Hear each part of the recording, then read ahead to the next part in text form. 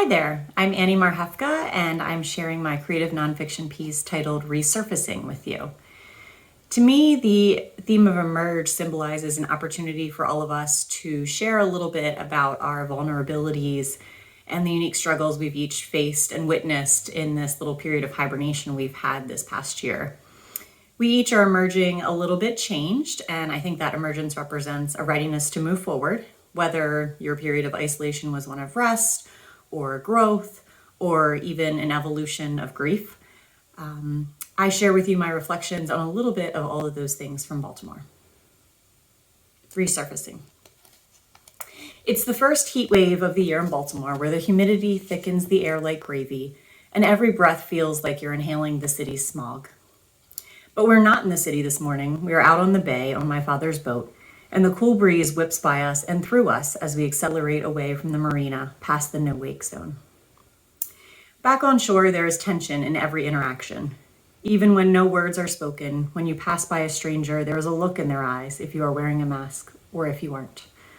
Out here on the water, we're all unmasked, the bay breeze in our faces, lifting our germs and fears up into the atmosphere, away. We smile and wave when we pass other boaters. We don't care what their beliefs are, their political stances, what rules they did or didn't follow these last 15 months, if they've been vaccinated. Out here, we're all boaters, all equal, all free of restraints, of judgment. I am happy to be out here, yes, but I am happiest for my father, as the inability to captain his boat has been an incarceration. 5 years before we had heard of COVID-19, he lost the love of his life, my mother. The suddenness of her death seemed to stretch the length of our grieving into an indefinite timeline, an era almost. We continued on with life, but in an altered state, aware of others lightly treading around our fragility. A few years passed before my father announced to me at dinner one night that he thought he had reached the stage of acceptance, that he wanted to try and move on. He and my mother had had a plan for his retirement. He would finish his 30-some years at the machine shop he supervised and use the money he'd saved to buy a boat. They would live on it, maybe, or at least have a bed in the cabin below for long weekends away. The boat, though not yet purchased, already had a name. It was named for me, or rather, I was named for it. They chose my name, Andrea Rose, because it was the most beautiful boat name my father had declared upon my birth. All my life, I had known that one day I would share that name with the boat my father dreamt of. We had boats growing up, but not the Andrea Rose. That name was reserved for the boat, the one he would work his entire life to attain, the big one. Even though it had been their dream together, he could not give it up. So one day he called me and told me he found the perfect boat, and we drove across the Bay Bridge to pick it up on Maryland's eastern shore. The first year or two of owning a boat, all boaters will tell you, is all about working out the kinks. You've got to get a feel for the engine, the anchor, the thrusters. It had been years since my father had captained a boat, so he also had to reacquaint himself with his dearest Chesapeake Bay, her stormy moods and changing depths, her inlets and coves, the lighthouses and landmarks along her shores. It took some time for my father to court her, to reestablish that bond they had when he was younger. At the end of that first season, we watched as the Andrea Rose was pulled from the water, winterized for the off-season, and knew we would start anew with confidence the next year. The Andrea Rose was scheduled to be released back to our dock slip in early April 2020. But by mid-March, the pandemic had forced shutdowns across the country, and we were all ushered inside. Unless you could prove that boating was the way you made your living with a commercial license, you could not take your boat out. I wanted to shout to everyone that boating was essential to my father, that it was his way of life, that he had nothing else, no one else, that he needed this. But instead we waited. The wait was long, especially the long stretch of months in the beginning when I couldn't see my father for fear of exposing him. He was over 65, he had recently had a heart attack, he had severe asthma, all of the risk factors. I couldn't see him, but I could picture him, alone in the house he had shared with my mother.